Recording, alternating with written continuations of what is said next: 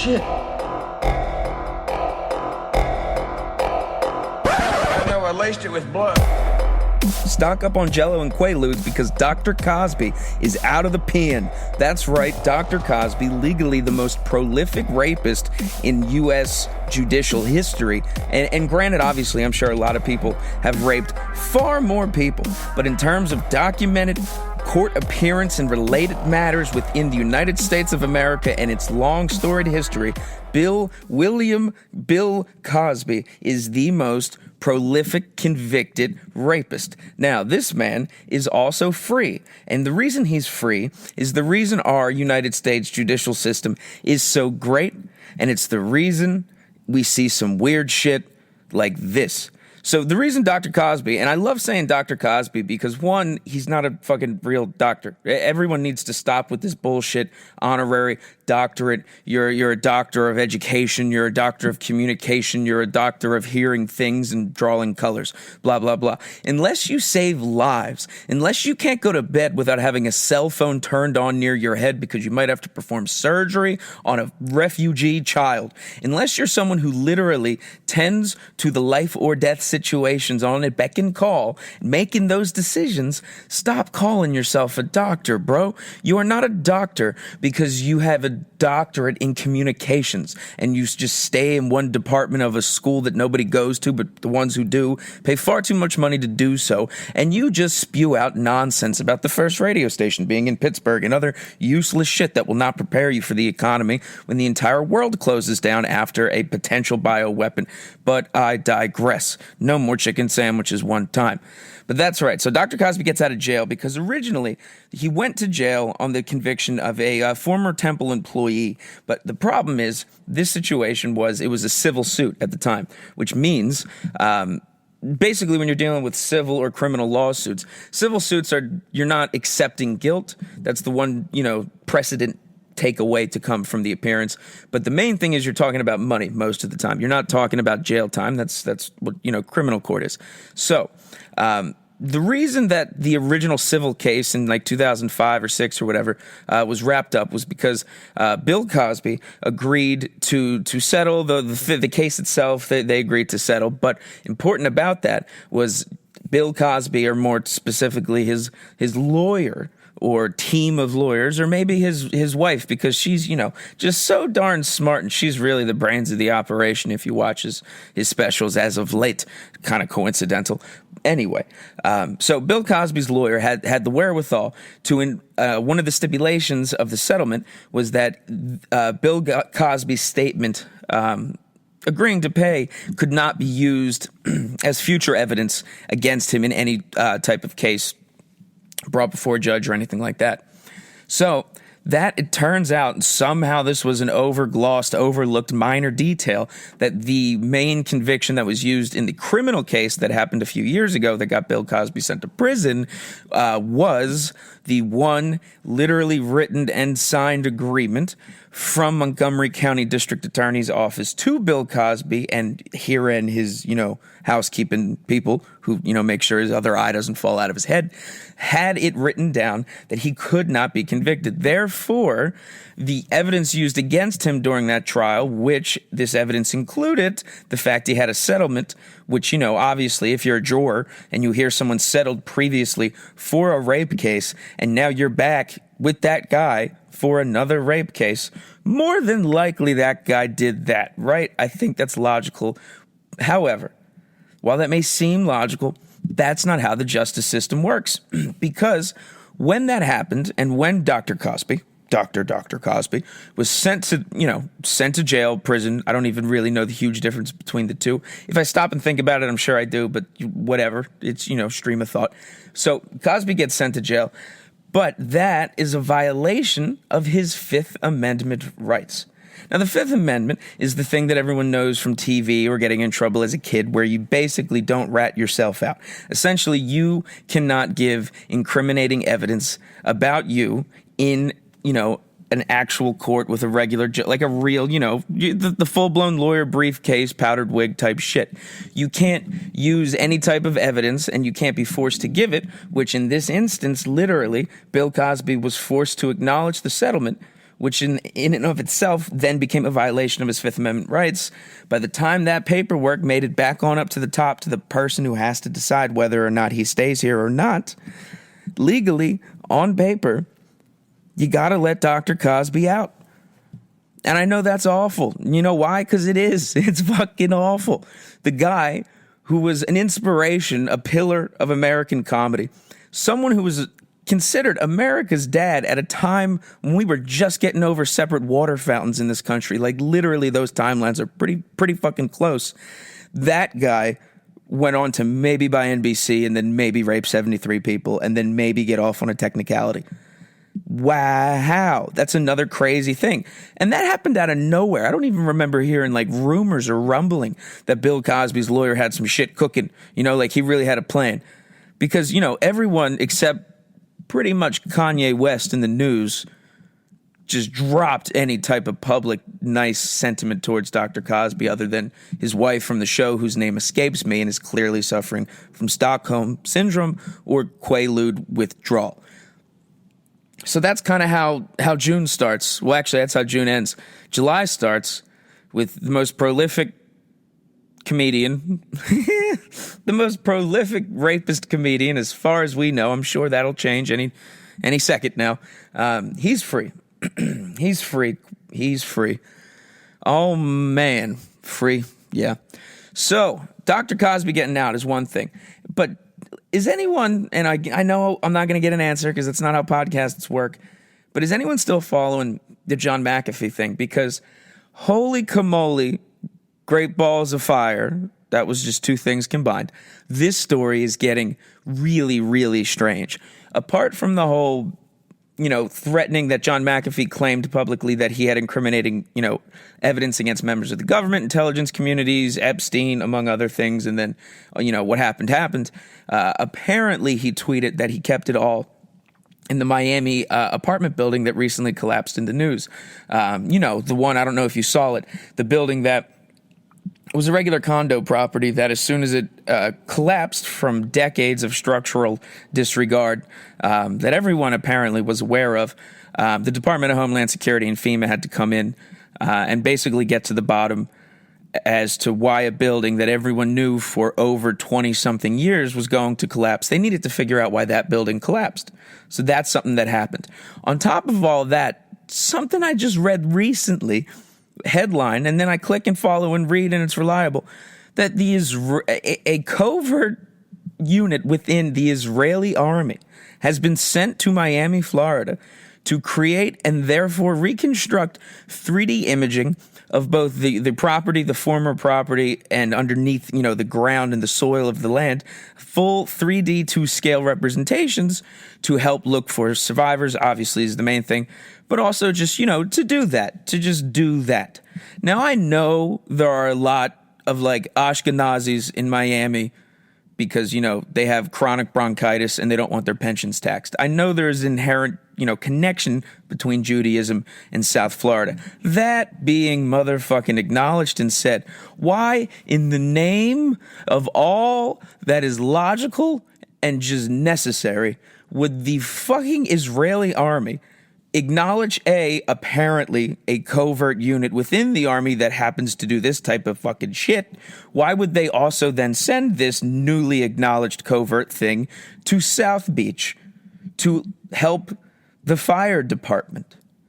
Because and I'm not even downplaying firemen. Obviously, we need firemen. We need them so much that some towns have volunteer firemen.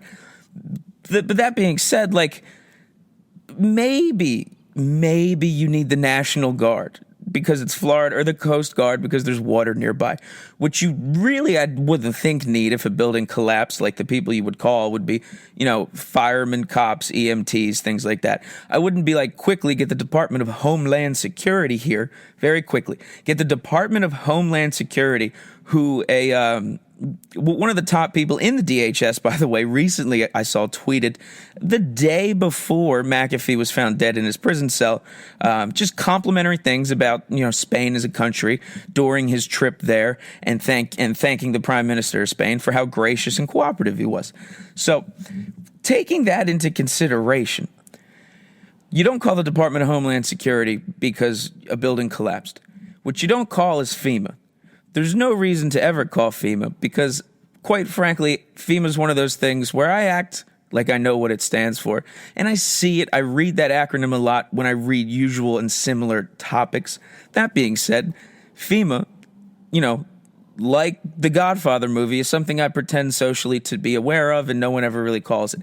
FEMA is a group of people that I think vaguely is related to the weather, or at least whenever there's weather involved in stuff, which apparently is all the fucking time, they show up at suspiciously strange things, and they set up tents, I think.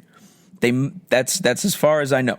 But the Department of Homeland Security, I know, is a little fucking suspicious to be going around helping firemen. You would think they have bigger shit to do, like getting to the bottom of what the fuck FEMA does, because some of us could use some answers.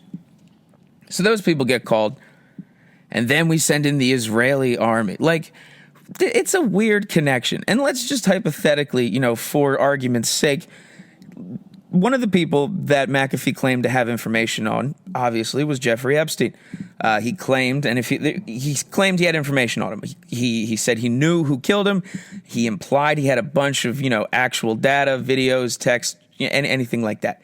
So let's just say that he did, for argument's sake. Epstein's dead. Maxwell's still alive. She, from what it's wrapping up to be, based on the fact she's still fucking alive, was probably more important, or at least currently more valuable and useful than Epstein was. Her father, Ghislaine Maxwell, Jizzy Maxwell, however you say Gislam's name, her father also worked in Israeli intelligence. Specifically, like undercover type field shit. Take that for what it's worth. Factoring in a bunch of things like that, you get really just a whole bunch of more questions. You really don't get any conclusions. And it's funny because when you go on these types of tangents, or if you just do it on your own time, if you're really reading things that you start to either naturally, falsely, correctly, some type of sense, you start putting these narratives together, you start thinking about how they might be potentially related, and you start doing like this social math problem in your head where you try to determine, is this like 51 or 49% likely in terms of coincidence or connection or relevance to what you think might be happening in your head as it forms in real time. It's a strange fucking thing. But this McAfee thing, I mean, at least it's a shame he's dead. I feel for his spouse who has to live without him on the fucking 7 seas, never allowed to step foot on land again. I feel for her. But you gotta hats off to the man who, for having a reputation as like one of the last real outlaws, I mean, quite literally a pirate evading governments, he went out on motherfucking top, at least in terms of, you're not gonna forget this. If you haven't heard about me, or if you want to figure out finally what the name means, like FEMA, put a face to the name, a kid to the tent, whatever, you so choose, I'm going out like this with a big kabang and a Q drop on Instagram, on Facebook, who's now sending out messages like, are you worried one of your friends is becoming an extremist or something? I saw that on Twitter, so I don't even know if that's like a true thing Facebook's doing, because I'm only on Twitter, and I act like Twitter's like, I know Twitter's just as awful. It's probably not just as awful as Facebook, but it's definitely, in terms of, lesser of the two evils, a difficult choice. I know it's not much better, but it's just a better designed thing that I just use every day, so somehow mentally I'm like, I can allow myself to know I'm going to look at this 4 or 5 times a day, and also know it's just as much of a piece of shit as every other social media app that I have, for the most part, pretty much stopped using. A friend of mine I saw recently, like in real life, I'm talking within 4 or 5 days ago, use Snapchat.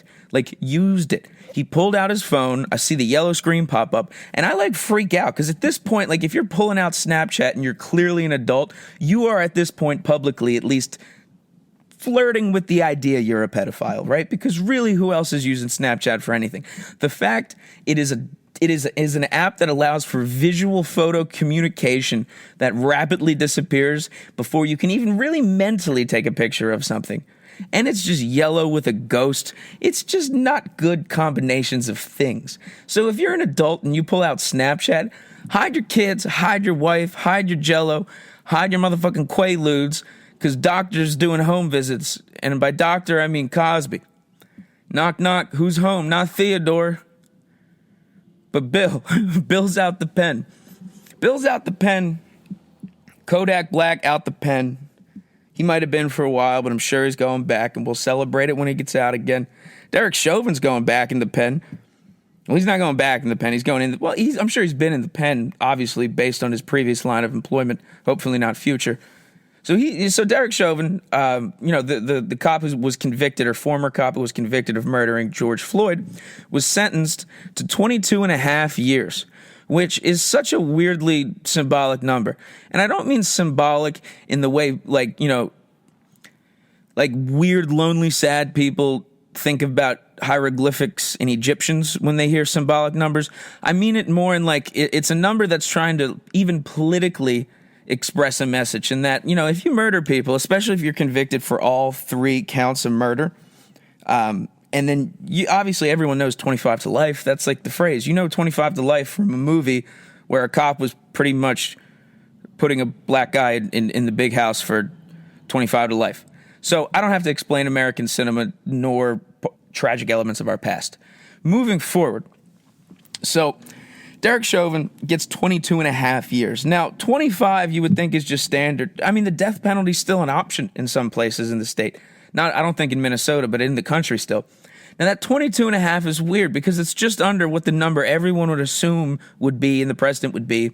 So that 22 and a half has to somehow be like a gesture or an acknowledgement to whatever. I don't even know how to define this side because this shouldn't be a matter of sides, but whoever thinks the George Floyd movement of bringing more awareness to police brutality, whoever thinks that's a bad idea or even has a negative sourpuss reaction, whether they're right or wrong, whether they even share that out loud or not, whether they keep it to themselves and you would never even be able to guess physically, whoever is on that side or feels that, portion of the Venn diagram, I feel like they see that 22 and a half and they go, all right, well, that's from the judge. That's like him saying, hey, look, tie goes to the runner. That's a shame, but you were on defense. What are you going to do? That's what that feels like to me. And whether I'm right or wrong does not fucking matter because who cares? What am I doing? But it seems even strange that somehow something that shouldn't have been politicized, I don't even know what politicized means anymore, but something that was like really a seminal event in terms of the timeline of now everyone has a camera, the rest of history. One of the really early things that everyone's going to digitally remember. I mean, I hate to almost say it, but it is going to sell for a ridiculous, I'm talking stupid, dumb, crazy amount as an NFT in maybe a decade or so. That's just what is going to happen to that. But anyway, the fact that somehow this event became so divisive, because there's one right way to say that word, and even the sentencing that a judge who's supposed to be super as impartial as possible, as reasoned and logic and ethical and in physically and mentally capable of doing, that still feels somehow like an acknowledgement to the fact that there's 2 sides, which means if our legal system at the very top is acknowledging at the very least there's 2 sides of this, what has changed or what will change? Because I think the point, and I could be wrong because I'm me, and if you don't know what I look like, look at your phone. I'm fucking right here talking to you, dum-dum. I don't understand what it's like to have that experience, to have the black experience in America, clearly. But I would think if we want to move past any of this, it should stop being a side versus side issue. You know what I'm saying? A Venn diagram is 2 overlapping circles with a little fucking fruit vagina shaped thing in the middle. That's like the 2 circles have in common. That thing. You've probably been to elementary school. If you want to put, I don't even know what the right term is for this shit. If you want to talk or break down the issue in America of racial inequality as a Venn diagram, you would think the solution would be pushing those 2 circles together until at one point you just have one fucking circle and you never even knew there were 2. Do you get the visual analogy of what I'm going for? So the fact that like the people in the judicial system who are supposed to represent the most impartial, hey, this is on paper, legally and for everything to keep, humming here, this is what we all got to agree to play by these rules. To even have those people somehow acknowledging or politicizing, whether that's personal, subconscious, or consciously, it's kind of depressing. Especially depressing. And then Chauvin, right before he goes to jail, he hits him with like what's he hit him with? He says something like, and more information will be coming out at this time. Something really strange, like something that probably means fucking nothing, but at the same time, he needs to just drop a little thing because he wants to feel like he's trying to get sucked into some QAnon online, grow the community. He's dropping breadcrumbs because everyone likes to feel like they're doing a puzzle thing. That's what it kind of sounded like. But hopefully he has a pretty bad stay in prison. Hopefully he doesn't like prison. Wouldn't that be a scary thought? Honestly, if you go to prison and you adapt well and like it, for lack of a better term, you should probably have to stay. You should probably not get let out of prison then. If we have people living amongst us who could do prison, maybe they should have been in prison all along.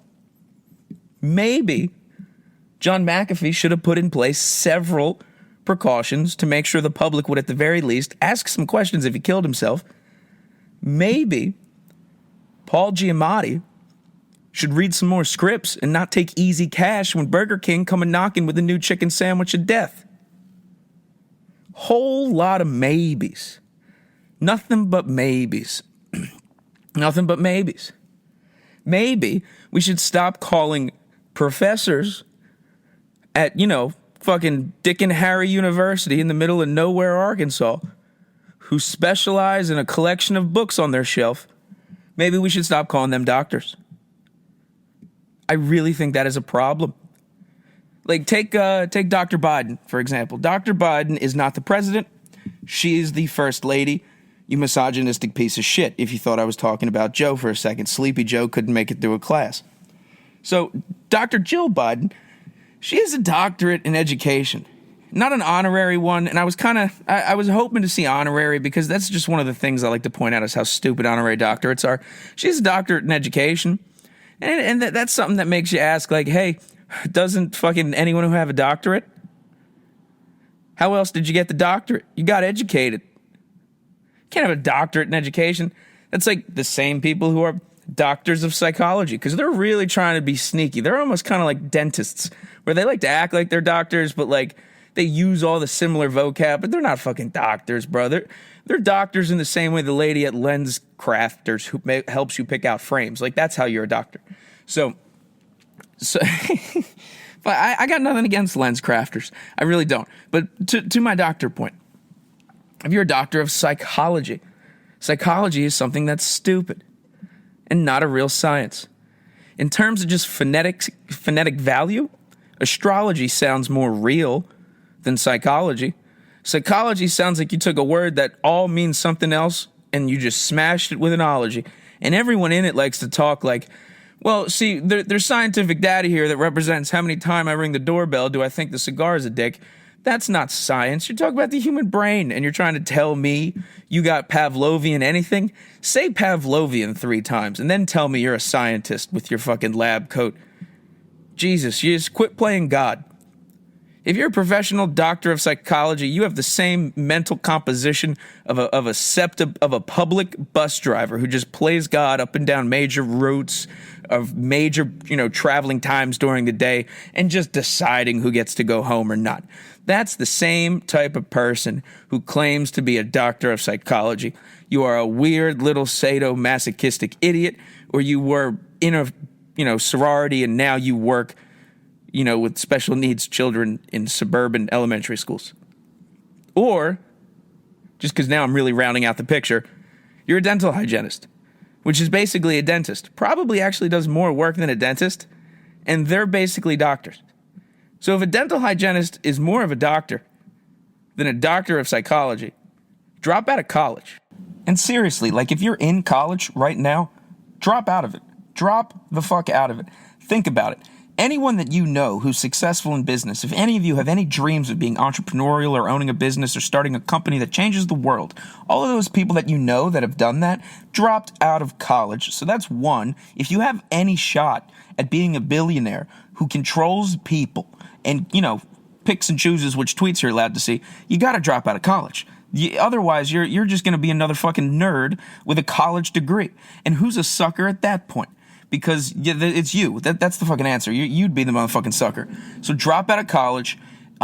If you went to college, get your, I hope you kept your receipts, gather them up, because I'm sure you kept them. You go back to the bursar's office, and if, bursa, we're going to file under, the same type of word as FEMA, whatever the fuck that means, and, ask for a refund, because what the fuck did you teach me? Why do I know that the first radio station was in Pittsburgh, but I do not have a house, job, mortgage, or prospects? But I needed to know where the fuck the radio station started in Pittsburgh. Spare me. Drop out of college. Don't go to college. If you work at a college, fuck you. Generally, for the most part, I'm sure there's a few good ones, few good eggs in there, and I'm sure most of you, if you hear this and you're part of the problem, you're just following orders. But historically, not a strong argument. Drop out of college. And you should have bought Bitcoin. Not saying to do that now, because that's probably over. Well, it's not over, but, it feels like it is, especially for anyone, who has it or, owns it through, Robinhood. But you should have bought Bitcoin. That ship has sailed. But you know why you should have bought Bitcoin? Because apparently one of the people believed to have one of the largest amount of coins available, one of the biggest largest holders of Bitcoin was, he drowned in the sea this past weekend. That's right. So this is a guy I only found out about after he died, which is immediately someone I'm a little suspicious of. But, that's also statistically most people. But anyway, so the South American billionaire, his name was Mircea Popescu. He drowned off the coast at Playa Hermosa, which is known as a surfing destination. It's like a populated place where tourists go and stuff. It's not like some private island in the middle of nowhere a few hundred miles off the coast that might have been owned by a guy named Jeff. It's not something like that. There's people there. Apparently he just got swept away by the currents, and now he's dead. Now, none of us knew that now, or still will care to retain that information moving forward. But what we do care about is not that man's life and legacy. We care about what he left behind, those, fucking shekels. How many did he have? Well, it turns out he had nearly almost all of them. So his fortune estimated, and again, this is very much estimated. This could all be completely a fabricated lie about Bitcoin, just to, make it tank and make people connect dots that aren't there. Who knows? Those things happen. But this guy apparently, his Bitcoin fortune, and this is just recently, this is before it essentially halved, was $1.4 billion. So this guy, you could 6 months ago had nearly $3 billion. And if you were to look at any picture of this guy, his name's Mircea Popescu, and I'm sure that I'm pronouncing that wrong, but I'm sure I'm at least getting the last name better than you would have thought if you stop and think about it. Every picture of him looks like a white Amish guy in Central America, which again, not exactly what you would expect to see from the richest gringo of Bitcoin. Turns out it's him. So it's a little weird right out of the gate. But now the bigger question, because he has so much of it, is what happens to it? Because Bitcoin, unless you have your crazily, ridiculously long key to get in or access it or prove it or whatever, basically something that's so ridiculous you have to have it saved externally somewhere else or literally written down somewhere. So what happens to this guy's amount of that? Does it just exist forever and it becomes a collectible that we can't have? Or does someone open it up? Does it go up to auction? How does anyone have any ability to track, find it, locate it, and determine whose it is? How were we able to give a bunch of, Bitcoin to hackers that shut down our gas for a week in some places? These are all things, just like the fact that this Central American billionaire looked like a guy from Lancaster, Pennsylvania. These are all things that make you go, These are all things that make you say no more chicken sandwiches. And I'm really pushing hard to make that turn into a slogan or something, because at the end of the day, I feel like what I should be is the owner and proprietor of a successful t-shirt shop, and no more chicken sandwiches feels like it could be a good t-shirt. As does, just spitballing here, cactus clay. It would be a cactus pot with boxer, shorts on and gloves and a little mini afro in the same pose of Muhammad Ali standing over, presumably in this instance, another cactus version of Sonny Liston. Cactus clay. If you see that, you would buy that. If you're saying no right now, you're a liar. Because if you saw a Cactus Clay shirt, at the very least, you would remember to tell somebody about that shirt. I don't think that's a stretch. I don't have any other great t-shirt ideas. Essentially, I have one idea I've been sitting on for a while and a slogan, not unlike a nickname. I'm just lamely trying to force myself. But I believe in them, and that's what makes me uniquely American, and I'm proud to be. So with that said, a couple holidays coming up in the month of July that I'd like to acknowledge. The Ides of March. That's not in July. I missed that one. But the Ides of March, all right, so let me just explain where I'm going at with this holiday thing. We have far too many holidays. This has nothing to do with the month-long ones or the ones that just got added. I'm just saying in general, everyone has too many months. Too many groups have too many days, too many this, too many that's. There should be Christmas, Thanksgiving, a president's one off, and, and that's actually, fuck the president's one. Fuck that. There's Flag Day, Memorial Day, 4th of July. All days that don't, they all mean like American Revolution history and America shit, right? All that's true, all that's great. I love those things. But that's not really a singular message like the 4th of July. It's the signing of the Declaration. Yes, sure, it wasn't ratified till later on. It's really just a long weekend in the summer that we decided we're all going to have. And that's really, unless you're religious, what most holidays are. With that being said, I like to pick the ones that I think should be celebrated. I like to celebrate. A holiday of mine that I love to celebrate just happened, actually. Bobby Bonilla Day. If you don't know who Bobby Bonilla is, he was a baseball player who played for the Mets in the 90s, who signed a 25-year contract that every July 1st, he would be paid, I think it's just over or just under $1 million for 25 fucking years. And every July 1st, the New York Metropolitans, that shameful baseball organization, mascot literally of baseball, those are the types of people you're dealing with up there in Queens, they pay $1 million to a man who is known for literally hoodwinking them as a business enterprise. So obviously July 1st, Bobby Bonilla Day, that is a holiday that should be recognized more. Maybe we could make some t-shirts. Maybe we could help spread the word and the good news. The other holiday I like to celebrate is Bastille Day. Bastille Day is funny to me to celebrate because it's like an American holiday. It's a version of an American holiday, only it's French. Granted, I know the French Revolution happened first, but it was completely and entirely insignificant. Who gives a fuck that we have France now? France is a bitch-ass country, known for being just kind of rude, difficult streets to walk and drive and essentially traverse. Underneath those streets, skulls. Prime ministers married to babysitters who get smacked in public. The French are easy to make fun of. They're the white flag, haughty losers. Loser weenie. That's what a French person is to me. If you are French, I assume you are awful. Think about if you've ever met a French person. One, it's hard. You would assume yes, but if you think about it, you really haven't. That should raise a red flag right out of the gate. Two, if you have, it sounded like they were I've only met three French people in my life. All three of them, based on the way they spoke, pronounced, how far they opened their eyes to speak, how far they moved their mouth to say words and noises, they all looked to me like they woke up, started their day with a bottle of NyQuil, and just got stung on the tongue by a bee, and then go about their day with the energy of someone on NyQuil with a swollen tongue. That's the country of France. So I like to, and I know, so that's why I like to celebrate Bastille Day, because it's the 4th of July, only the dumb French version. Granted, really pretty much the entire idea and philosophy of how America and why America had a revolution of its own come from the French, but for the sake of humor, it's much easier to say they are a bunch of highly medicated, swollen-tongued Frenchies. Because, fuck France. Pray for Paris, but fuck France. Actually, I don't think I'm going to say anything better, but probably worse, so I'm going to stop with that on France.